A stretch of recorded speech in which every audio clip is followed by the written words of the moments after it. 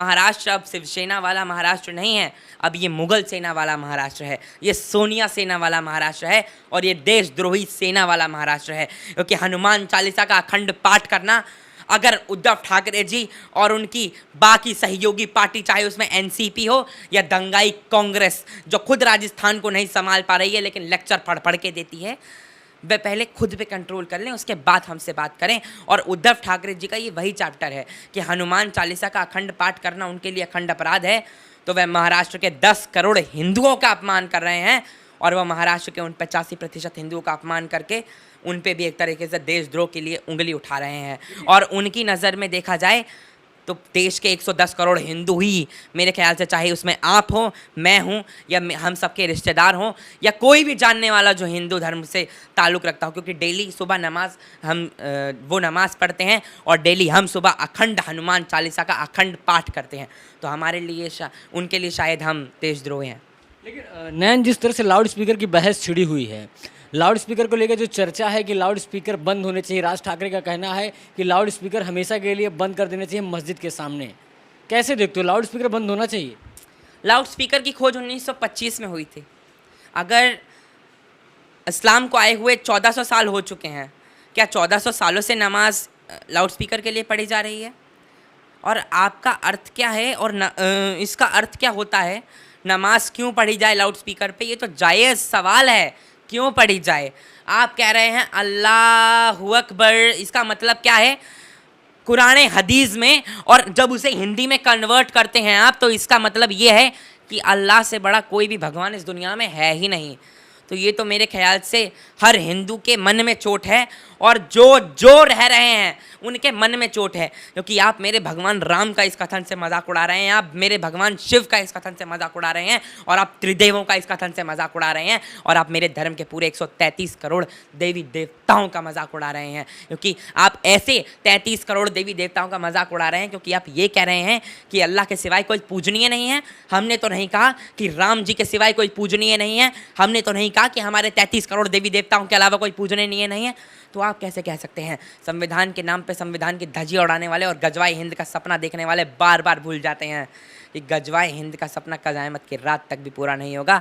और loud speaker पर तो सच में मैं भी राज ठाकरे जी और उनकी पार्टी एमएनएस का समर्थन करता हूं कि अब तो अजान होने वाली, लाउड स्पीकर पर तो नहीं होगी। वैसे आपको पढ़ना है तो पढ़े, और चाहे वो मंदिर हो चाहे मस्जिद हो। मैं यहाँ पे अपनी बात दोहराता हूँ, सुप्रीम कोर्ट ने जो भी डेसिमल्स तैयार किए हैं, जिस भी मूल्यों के आधार पर आवाज़ की लिमिटेशंस डेसिमल्स के आधार पर तय करी है, चाहे वो मस्जिद के जागरण, मस्जिद के नमाज हो या मंदिरों के जागरण, कहीं भी आप क्या कहते हैं संविधान की और कहीं भी रूल्स की धज्जियां नहीं उड़ा सकते। इसीलिए योगी आदित्यनाथ जी ने भी 1 लाख से ज़्यादा लाउड स्पीकरों की आवाज़ को बंद कराने का कार्य किया है। लेकिन नैन, सबसे बड़ी बात है, ओवैसी साहब रो रहे हैं। ओवैसी साहब को रोते हुए वीडियो वायरल हो गया, कह रहे हैं कि अल्पसंख्यक को बड़ा प्रताड़ित कर रही है बीजेपी जब से गवर्नमेंट आई है। मैंने वो वीडियो देखा है। असदुद्दीन ओवैसी ये वही हैं जिनके भाई कहते हैं कि 15 वर्सेस 100 करोड़। अभी इनका लेटेस्ट 3 महीने पहले का नारा उठा के देख लूँगा मैं, उत्तर प्रदेश में आपको दिखा दूंगा और आपके जितने भी न्यूज़पेपर के दर्शक हैं उन्हें भी दिखा दूंगा। मोदी मठ में चले जाएंगे, योगी पहाड़ों में चले जाएंगे। ओवैसी साहब अब वो वापस आ चुके हैं। अब जो लोग आपकी इन कथन पर ताली बजा रहे थे, या आपको मोदी जी के लट से और योगी जी के बुलडोज़र से कौन बचाएंगे, ज़रा ये भी मुझे बता दीजिएगा। और बात रही असदुद्दीन ओवैसी की, तो वो रोते हैं सिर्फ नौटंकी करने के लिए, उन्हें वोट चाहिए मुसलमानों का।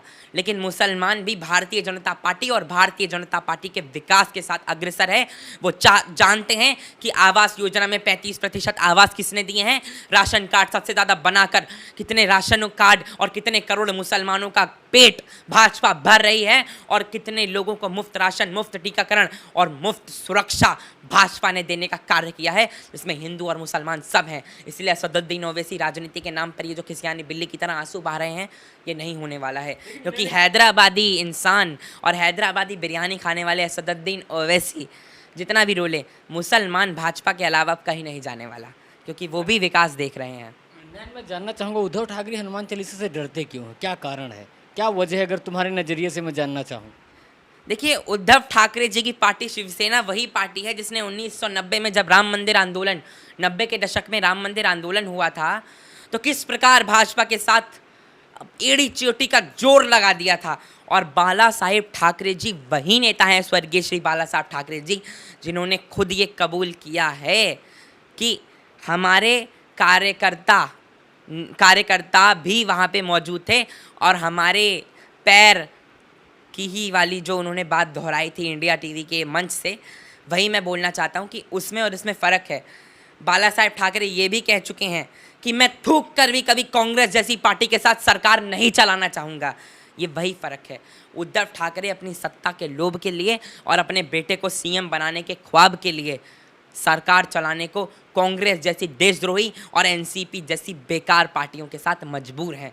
लेकिन वो बाला साहेब ठाकरे वाली और अब राज ठाकरे जी का पुनर्जन्म जो हुआ है बाला साहेब जी के रूप में, और जिस तरीके से महाराष्ट्र में नई नवनिर्माण सेना बनी है, वो महाराष्ट्र में शिवसेना को भी बताएगी कि नवनिर्माण और हिंदुत्व का अंठांत कैसे किया जाता है। संजय राउत कह रहे हैं कि जो मनसे है नवनिर्माण सेना राज ठाकरे की, ये ओवैसी है, दूसरे ओवैसी मुसलमानों के वोट खींचते हैं, ये हिंदुत्व के नाम पे खाली हिंदुओं का वोट खींचती है। तो हम क्या करें? देखिए, वो किसका वोट खींचते हैं पहले मुझे वो बताएं ना। वो तो तुष्टीकरण की राजनीति करते हैं, खुद पर्चा निकाल देते हैं जोधपुर में जाकर कि मुसलमानों को ज़्यादा बिजली दी जाए ईद में और हिंदुओं को कम दी जाए। तो वो किसका वोट खींचना चाहते हैं पहले मुझे वो बता दें।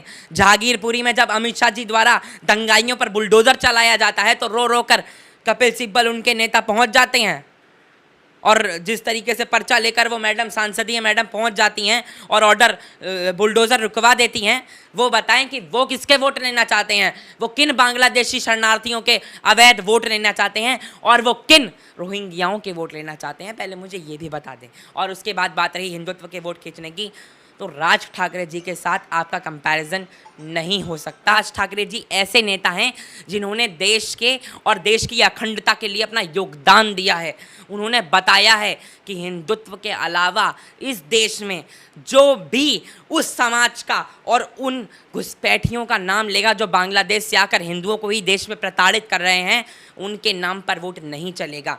अगर आपको महाराष्ट्र जीतना है तो पहले आपको हिंदुओं का दिल जीतना होगा, और सही में जो हिंदू हित की बात करेगा वही भारत के हर कोने में और भारतवासियों के दिल पर राज करेगा, और वही राज ठाकरे जी कर रहे हैं। लेकिन मैम, एक सबसे बड़ी बात है, महाराष्ट्र की राजनीति आ गई है तो एक बात ही निकल के आ रही है कि महाराष्ट्र में जो सारा कुछ हो रहा है चुनावों को लेकर हो रहा है। बीएमसी के चुनाव है नज़दीक, राज ठाकरे बीएमसी में जाना चाहते, 33 साल से वहाँ शिवसेना काबिज है।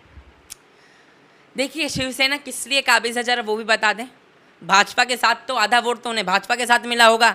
31 साल पुराना तो उनका दशकों पुराना गठबंधन था भाजपा के साथ, जो उन्होंने तोड़कर कांग्रेस और एनसीपी के साथ सरकार बनाई। अगर आप बीएमसी के चुनावों को उठाकर देखें तो शिवसेना से ज़्यादा वोट तो भाजपा को परसेंटेज के आधार पर मिला था। और अगर आप वैसे भी देखें तो नंबर वाइज आधे से ज़्यादा लोग, अगर 5 वोटर्स में से 2 वोटर्स तो भाजपा को वोट कर रहे हैं, और उनमें से जो बाकी का एरिया, चाहे शिवसेना के पास अगर मान लीजिए आपकी कॉन्स्टिट्यूएंसी आ जाती है, उस नंबर वार्ड आ जाता है बीएमसी का, तो वहाँ पे भाजपा का वोटर खुद बीजेपी का वोटर खुद आपको क्या कहते हैं, इनको वोट कर रहा था शिवसेना को। लेकिन अब ये गठबंधन टूट चुका है, अब ये डोर टूट चुकी है, और अब मुगल सेना और भारतीय जनता पार्टी अलग हो चुके हैं। तो अब एमएनएस का तो क्या ही कहना। लेकिन बात रही एमएनएस की, और जिस तरीके से बात रही महाराष्ट्र नवनिर्माण सेना और जो शिवसेना बताना चाहते हैं उद्धव ठाकरे जी, तो ऐसे तो उद्धव ठाकरे जी भी बहुत फुदक रहे हैं। आपने क्यों कंगना रनौत जी के ऑफिस पे बुलडोजर चलाया, मुझे बता दीजिए। बीएमसी चुनावों के लिए चलाया या फिर बस एक तंत्र और एक पंथ के लिए कार्रवाई थी? आपके महाराष्ट्र में इतने दंगे हुए, अभी 2 महीने पहले ही दंगे हुए थे, आप वो तो कंट्रोल नहीं कर पाए।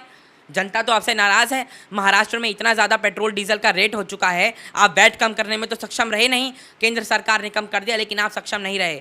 तो इससे क्या अर्थ होता है ये तो खुद बता सकते हैं, और जनता उनसे नाराज़ है। और मान लीजिए महाराष्ट्र की ये जनता भाजपा को बीएमसी में और एमएनएस को बीएमसी में बैठाएगी और ढोल नगाड़े बजा कर बिठाएगी। लाउड स्पीकर को लेकर एक सवाल पूछूं पर्सनली, लाउड स्पीकर से क्या तकलीफ होती है? अगर पर्सनली तुमसे पूछो, क्योंकि बड़ी चर्चा होती है, लाउड स्पीकर अगर नमाज सुबह पढ़ी जाती है तो क्या तकलीफ होती है? अगर एक आम आदमी की तरह मैं सवाल जानना चाहूँ। मेरे अभी एग्ज़ाम चल रहे हैं, मेरे घर के सामने कोई मस्जिद सुबह 5 बजे अजान देगा, मेरे कान फाड़ेगा, मेरे को तकलीफ़ इससे नहीं कि आप अल्लाह अकबर कहकर अपनी धार्मिक पूजा कर रहे हैं, अपनी धार्मिक पद्धति को फॉलो कर रहे हैं, कीजिए, वो उस तक कीजिए ना कि उसके बाहर शोर ना आए।